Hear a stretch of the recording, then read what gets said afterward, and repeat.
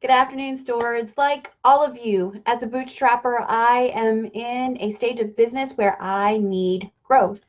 You need growth. We all need growth in order to drive up revenue and be profitable and provide whatever it is that our business provides for us from a standpoint of why we got involved for our families. And so I'm here to talk to you today about No Work Wednesday and why I am working less instead of more, even in the face of the perceived need or the actual need, however you look at it, for growth of my business. So a few weeks ago, I noticed a book called To Hell with the Hustle was being released by Jeff Bethke. You may or may not be familiar with Jefferson Bethke.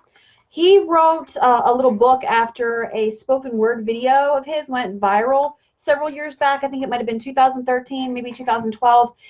And it was called Jesus is Greater Than Religion. You can probably still find it on YouTube.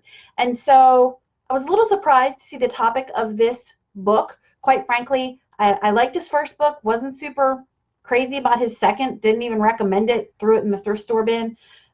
But something about this just appealed to me, and I just knew I needed to read it.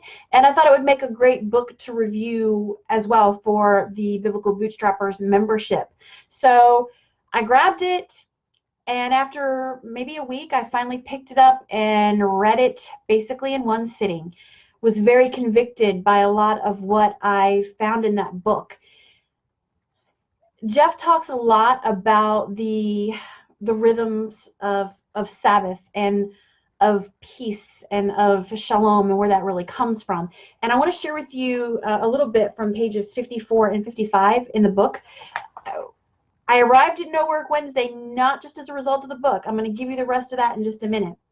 But he talks about how we're scrambling, we're tired, we're burned out. Is there anybody in this group who hasn't felt that way or doesn't feel that way, maybe even on a semi-regular basis? If so, I applaud you. But almost everyone that I've had private conversations with in this group at some point in the last 12 months has felt burned out, has been scrambling, is tired, is exhausted, and it's been a little bit more of a perpetual state than an occasional thing. And he talks about the fact, he says, we're creatures of chaos by nature of the curse, where sin flooded into God's holy and good creation and is decreating and unraveling all that is good and holy. And we are still decreating ourselves today. And he talks about how that plays out in our marriages and our relationships and our jobs and so on.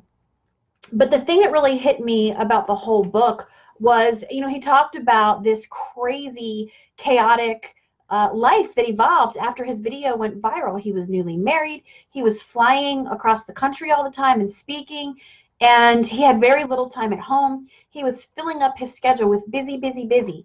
And he even talked about when he first became a Christian several years before that, how he traded this rhythm of reading XYZ number of books per week or doing XYZ number of disciplines for theology books. And now it was spiritual disciplines and prayer, but how it was really not, he was plugging things into a system and it wasn't really that deeper growth that he needed.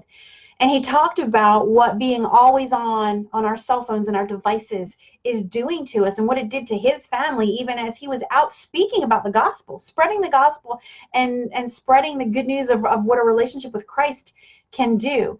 It was really tearing their family down.